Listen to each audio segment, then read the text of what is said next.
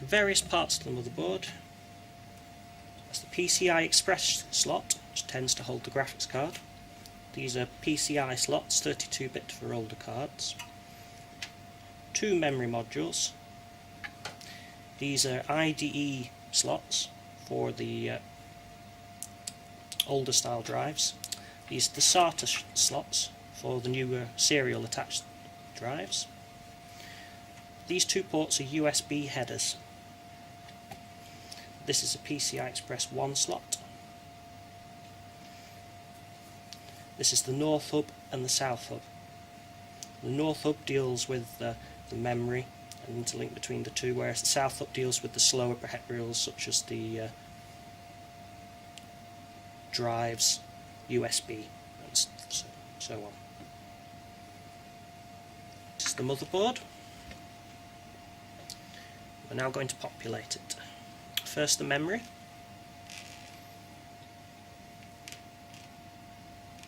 There's a notch in the middle showing you which way around it goes.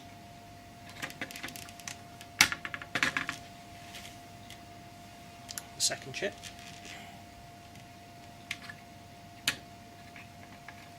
Place it in the slot, push down and grab both the tabs until it clicks home. Next the processor. Open up the cage. Take the processor. Identify the corner with the missing pin and match it up with the same on the board. Place the chip in the board, the slot there, with the tabs matching. Close this thing. Pull down the retaining lever and hook under. It already has some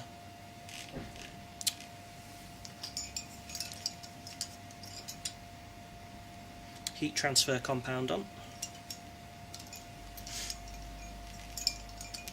We'll leave mounting that till later. Now we're going to mount the motherboard in the case.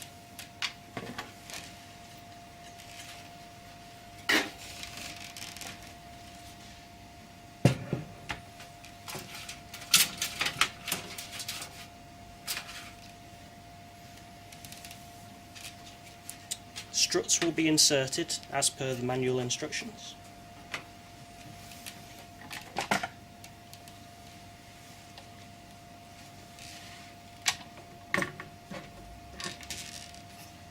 You then lower the board into the case with the ports facing correctly.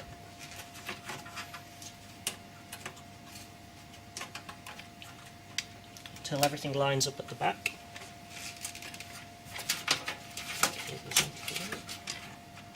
And you can see all of the little struts through the mounting holes. Now the motherboard's back in the case, we can start to attach the elements.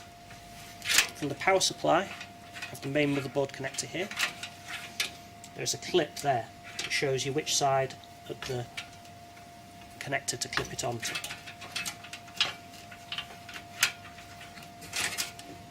Simply goes in like that.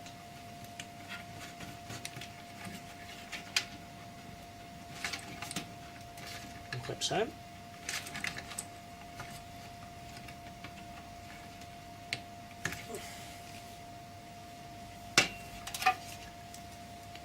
There's a secondary power connector with an identical clip. This motherboard has space for 2. But only 1 is necessary in this particular computer. Again, you can see the clip, they would be side by side for 2, so you may connect it to either of the slits. You can now mount the CPU cooler. Identify the ports, where the power connector is for the fan. Ensure that all of the tabs are done the opposite way around to the arrow, because that is the way you disconnect them. Mount it over the CPU. Take all 4 tabs and push them.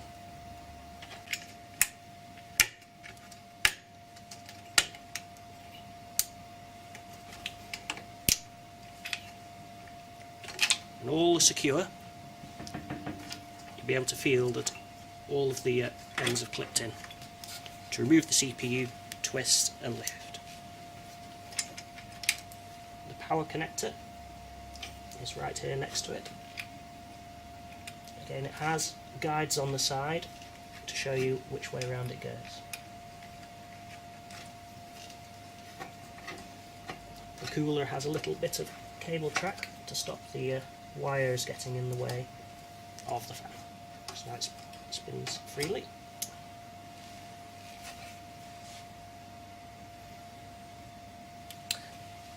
Next we'll mount the drives. The hard drive, firstly, slots into its slot.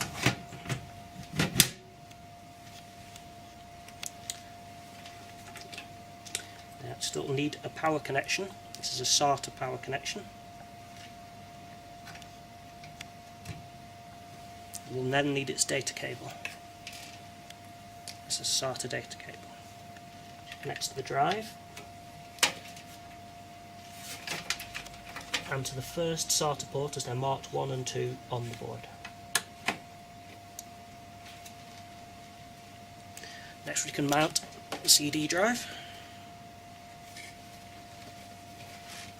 This case is simply a clip-in one, where there are clips here which attach to the screws that have been assembled in the drive.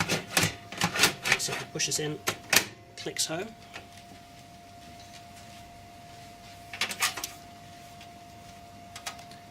This drive uses a Molex power connection from the power supply.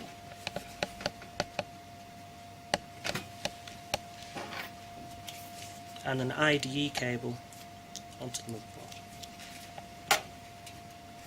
You may connect it to either of the IDE slots.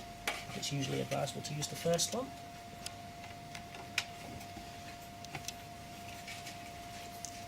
The notch at the top of the IDE cable shows which way it goes around.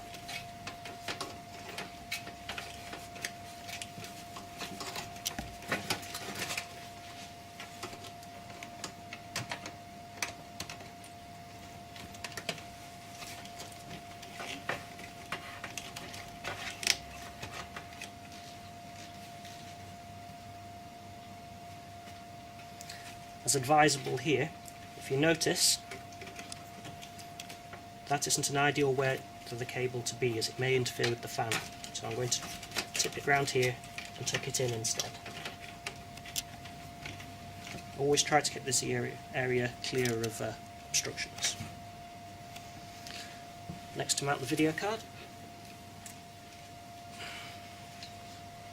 Identify the slot you're going to put it into. In this case it's the green one. Take the card. First, put the rail up against the side of the case so it sinks down. Line it up with the slot and simply push down until it clicks home.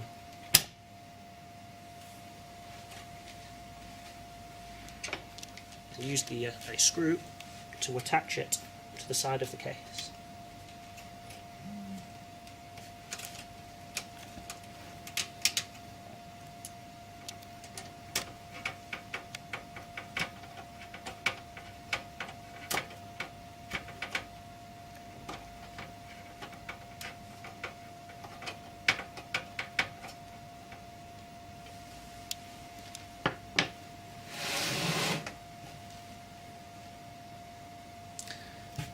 Now have the motherboard headers to connect for the sound, USB, power buttons, the front.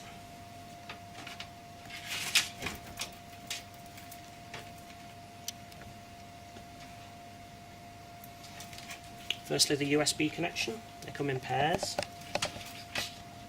and go into the USB header as so.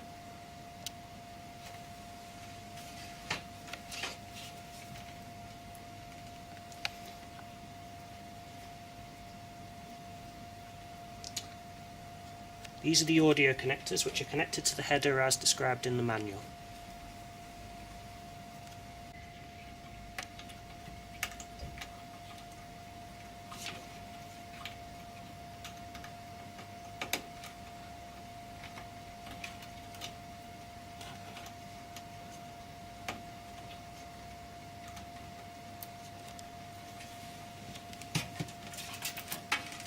Lastly, you have the set for the connections at the front. All indicated by the colours, and again referenced by the colours that are on here and available in the manual.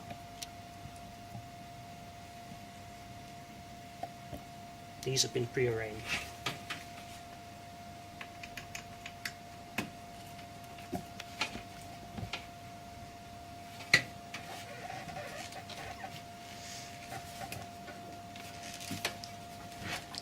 Then to simply attach the faceplate,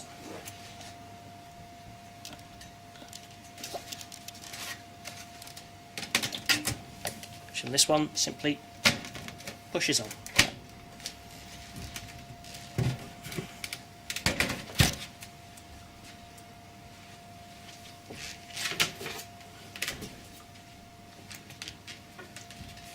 The side is then put on. It usually goes on with the lip forward, a little to the back. On these you can see there are little notches which rely on notches on the side of the case. Then push forward to secure and attach the thumb screws at the back.